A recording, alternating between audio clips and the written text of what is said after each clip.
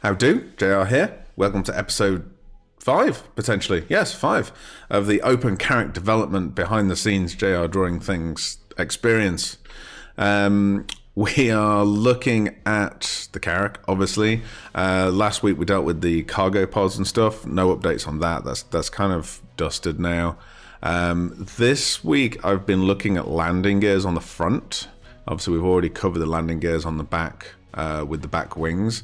So we need to fly around here, have a look at these. Now, I love how small the sort of foot on the front landing gear is on the CARRACK. It's awesome. Now, when we do our landing gear, we kind of have a whole section that comes in and out on magnets. Now, the front landing gear on the CARRACK actually is quite complicated because of other factors. So it's relatively simple in that it has a very definitive hole that it fits in. That's easy enough. Its landing gear doors spool out to either side, so that'll just be part of this piece, not a huge issue. Interestingly, the really big issue is that this cargo ramp here, if we open her up, if it'll let us, this cargo ramp here obviously is for the garage for the rover. Now we should be able to kind of see in here the floor of the garage is effectively right on top of the landing gear hole. So if we imagine that this model is in 1 to 500 scale, we need to have the actual top of that landing gear modeled, plus a magnet on top of it, plus a magnet on top of that that's inside the ship, plus then the floor of the garage. So we might have to do something a little clever here and actually put the magnets at the front and the back or in the sides of it, so that the magnets actually sit in the side walls or the front and the back walls, so that they're not on top, because we're quickly going to run out of room if we want to model, which I really do want to model, the inside of the garage so we can put a little rover in it or something. Otherwise, we're probably going to have to lift the floor in here a little bit just to get away with it.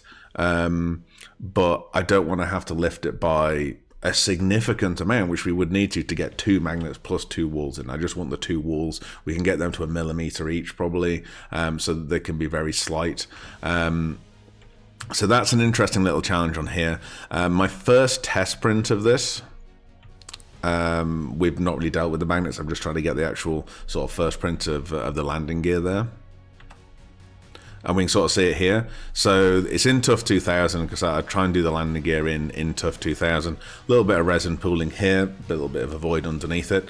But it gives you a bit of an idea of the size of the piece. You've got the sort of side doors unfurled either side of it. So as I say, I think I'm not too worried. There is room to put the magnets on the side walls. So we're going to have to fatten them up a little bit just to get the 3mm magnets in. I think because of where the feet, the sort of hinges for the feet are, it's going to be a lot easier to put them in the front and the back, because they can actually be quite inboard, provided there's enough room in this part of the fuselage to hide it in here. But I think there will be, and on the back, they're going to be tight, but I think they're going to be fine. So that's just how we're going to have to approach it.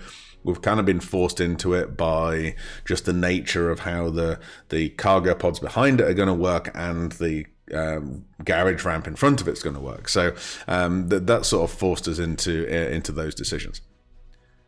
So the other thing I've been focusing my initial attention on is the bridge. Now the bridge on the CARRACK is awesome. It's obviously got this huge clear nose that you can stand on the inside of. It's got the 3 pilot seats and co-pilot seats down there, and you've got this captain's sort of second bridge up here. Really, really cool. Now, from a modeling point of view, this is obviously an absolute nose, because if we did it as a normal canopy, we'd have to have it as at least 1 millimeter, if not 2 millimeter, either 3D printed resin or cast resin. That makes the insides very difficult to do anything with, and yada, yada, yada. So we need to come up with a kind of a cunning solution to this. Now, my initial thought was, right, okay, we're going to print the struts and the internals of the bridge, and then cast that in a block of clear resin. That gives us loads of advantages. We end up with one solid piece, so all those fragile bits on the inside are protected.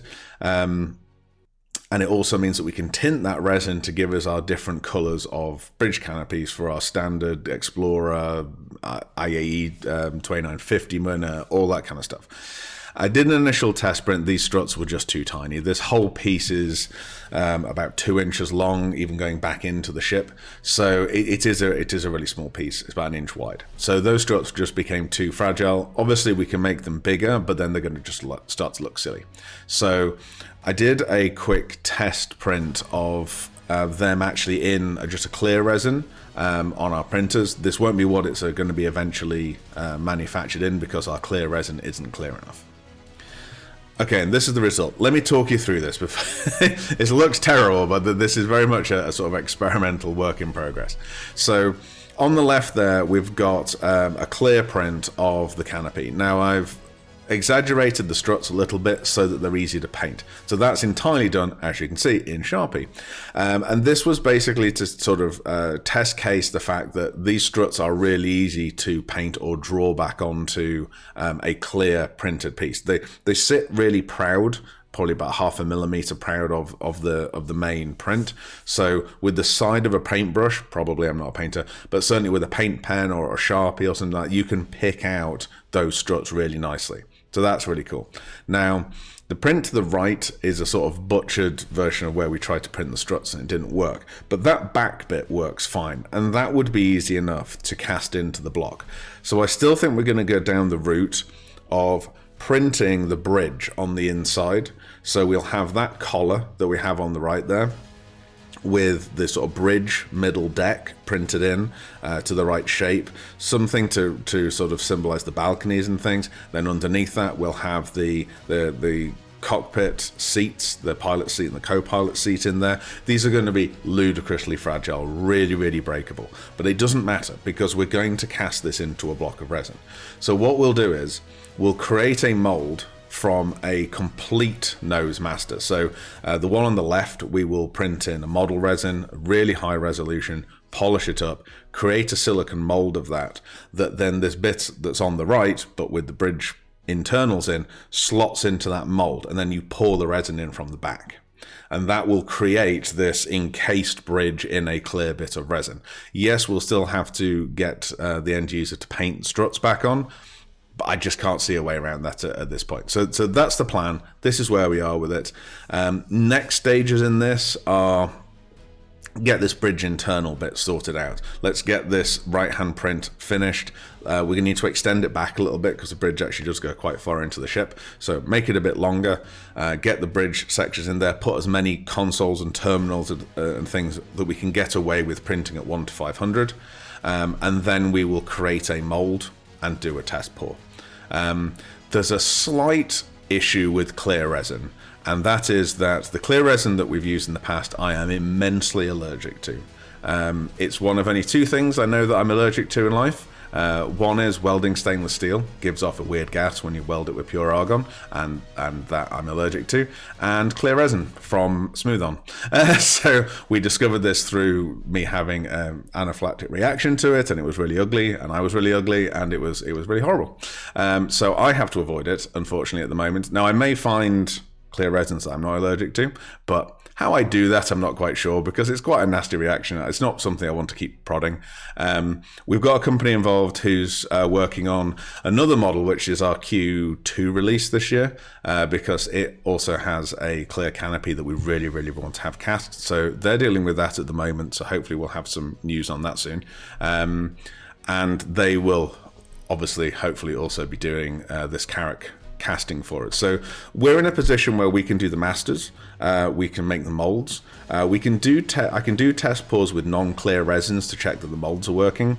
We won't get a good idea of whether this has worked, because without a clear resin we won't be able to see the stuff inside, but we have degas chambers and pressure chambers and stuff. This should be absolutely bubble free and all the rest of it. So I'm really excited for this. This is going to be a really cool sort of centerpiece to the CARRACK if we could get this sort of bridge cast inside it.